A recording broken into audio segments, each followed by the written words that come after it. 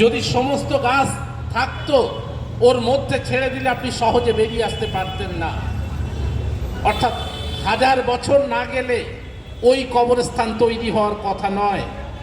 আমি আমার নির্বাচন কমিশনের দায়িত্বপ্রাপ্ত আধিকারিকদেরকে এই মঞ্চ থেকে চ্যালেঞ্জ ছুড়ে দিলাম, ওই কবরস্থান থেকে যে কোনো একজন পুরুষের হাড় তুলে আনুন।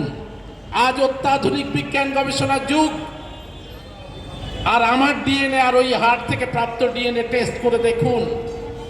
যদি আমি বেনাগরিক, যদি আমি বহিরাগত, ওদের কথায় ঘুষপেটুয়া হই, পৃথিবীর বাইরে কোথাও যদি আমাকে নিক্ষেপ করেন তাতেও আমার কোনো আপত্তি নেই।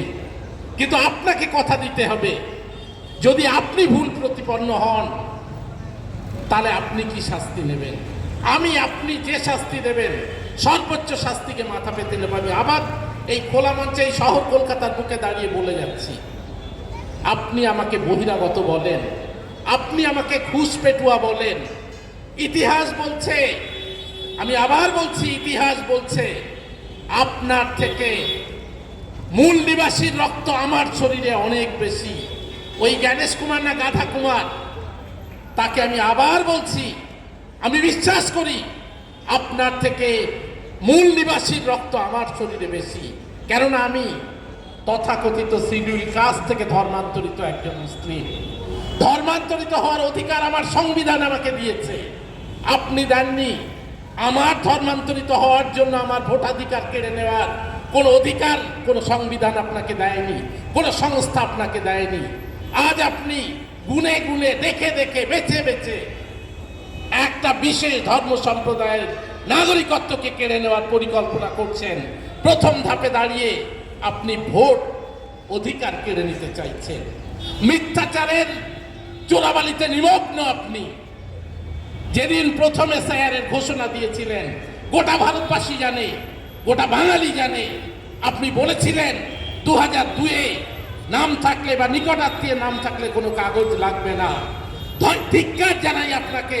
ভাবতে লজ্জা করে আপনার মতো একজন নির্বোধ মানুষের হাতে আজকে ভারতের মুখ্য নির্বাচন কমিশনারের দায়িত্ব।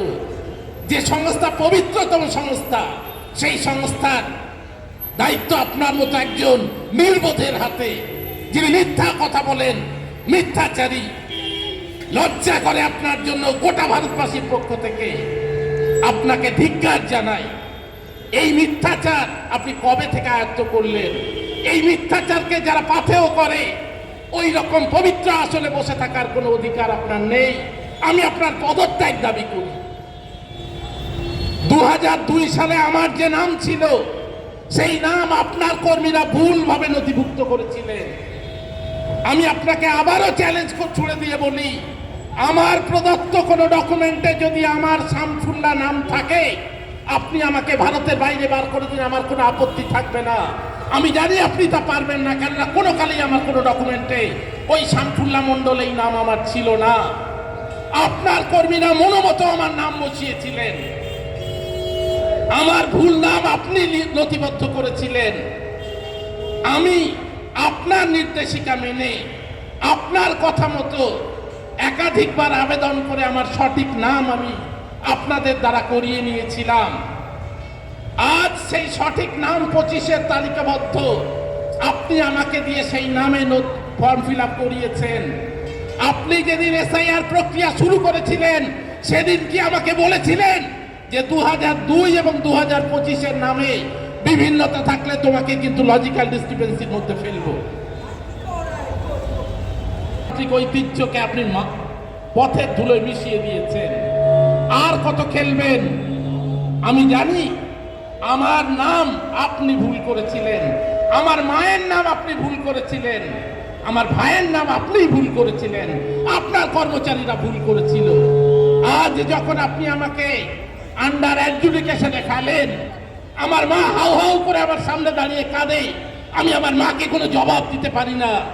তার দুই ছেলে আজ বিচারাধীন। আপনার বিচারে কাল আমি ডিলিটেড হতে পারি, আমার ভাই ডিলিটেড হতে পারে।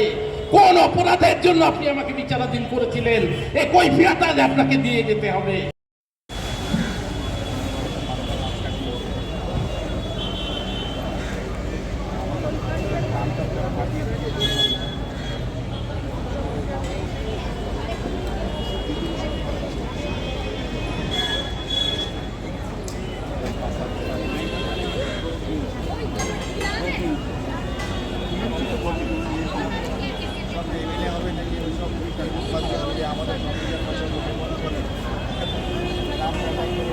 আমি প্রথমে প্রস্তাবনাটা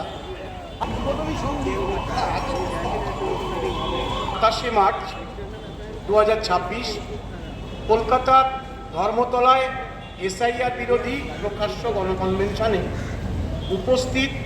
উপস্থাপিত খসড়া প্রস্তাব বিভিন্ন গণসংগঠন, মানবাধিকার সংগঠন ও ব্যক্তিবর্গ আহত আজকের এই গণকনভেনশন অত্যন্ত উদ্বেগের সঙ্গে লক্ষ্য করছে যে স্বচ্ছ ভোটার তালিকা তৈরি তথা এসআইআরের নামে ভারতের নির্বাচন কমিশন লক্ষ লক্ষ মানুষের ভোটাধিকার কেড়ে নিচ্ছে, যা আসলে এনআরসি করে তাদের নাগরিকত্ব কেড়ে নেওয়ারই প্রথম পদক্ষেপ। 3 দফায় এখনো পর্যন্ত 76 লক্ষের ওপর মানুষের নাম সরাসরি ভোটার তালিকা থেকে বাদ দেওয়া হয়েছে। আরও প্রায় 30 লক্ষ নাম বিচারাধীন। এর মধ্যে মৃত্যু এবং 2 জায়গায় ভোটার লিস্টে নাম থাকাজনিত কারণে বাদ যাওয়া কিছু নাম ব্যতি রেখে সমস্ত নামই অন্যায়ভাবে বাদ দেওয়া হয়েছে। বাংলাদেশি রোহিঙ্গা রব তুলে অনুপ্রবেশের গল্প বলে বেআইনিভাবে এসআইআর চাপিয়ে দিল নির্বাচন কমিশন তথা কেন্দ্রীয় সরকার।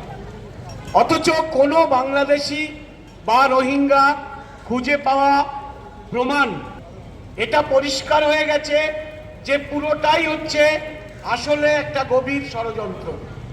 বাদ যাওয়া এবং বিচারাধীন তালিকা খুঁটিয়ে দেখলে পরিষ্কার দেখা যাচ্ছে যে বাদ যাওয়াদের বিপুল সংখ্যা গরিষ্ঠ অংশই মুসলমান, হিন্দু, দলিত, মতুয়া, রাজবংশী এবং মহিলা। অধিকাংশই স্বল্প শিক্ষিত, প্রান্তিক, দরিদ্র, শ্রমজীবী মানুষ।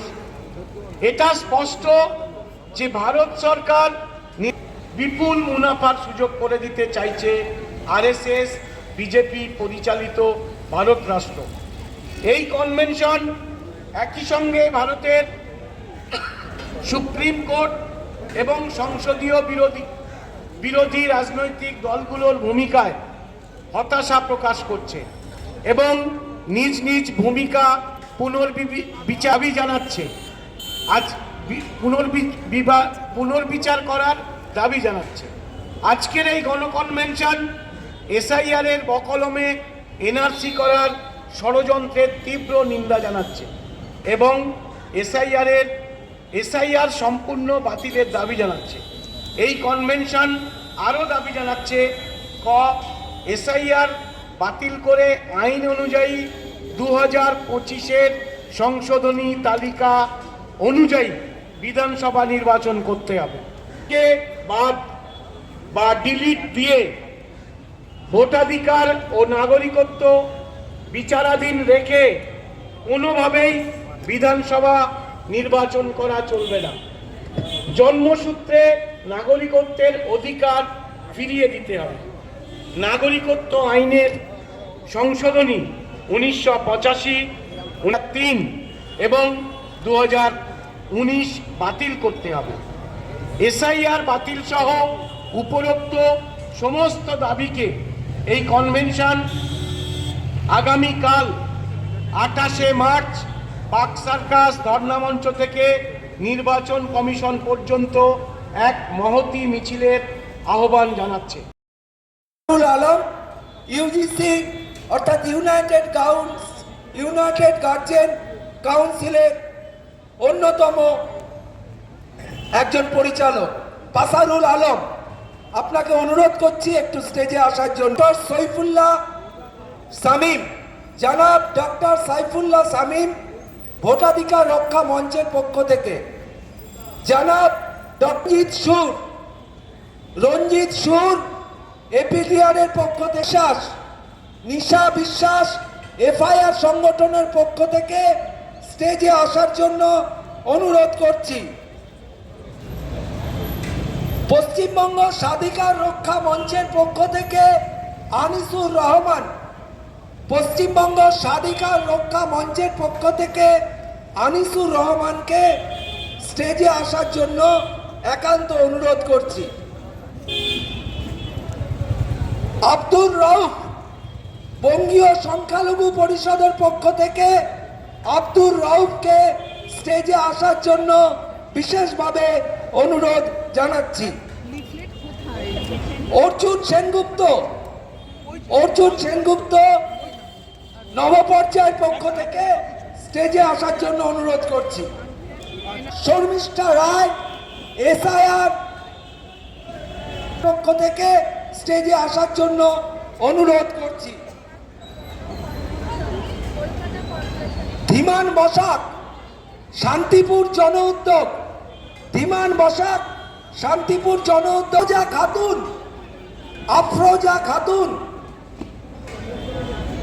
আফরোজা খাতুন সাহেবাকে বিশেষভাবে স্টেজে আসার জন্য অনুরোধ করছি।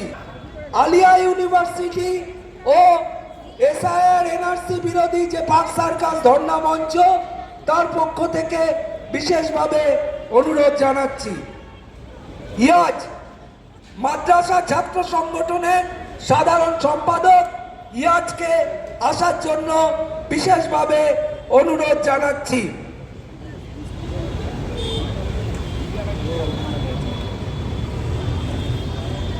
আপনারা স্টেজে থেকে আব্দুল গনি মুর্শিদাবাদ থেকে এসছেন।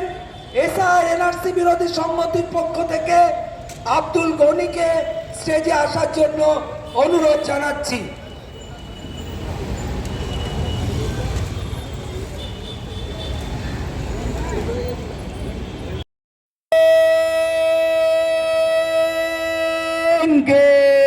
हम जीतेंगे इनकलाब जिंदाबाद। सरफरोशी की तमन्ना अब हमारे दिल में है।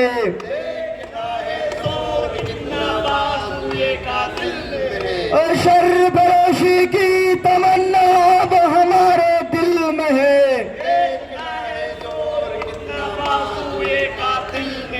अरे देखना है जोर कितना बाजुए कातिल में है।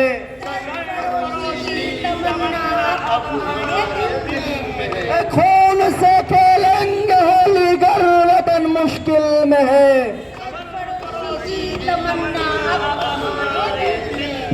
जुल्मी जब जब जुल्म करेगा सत्ते के हथियारों से,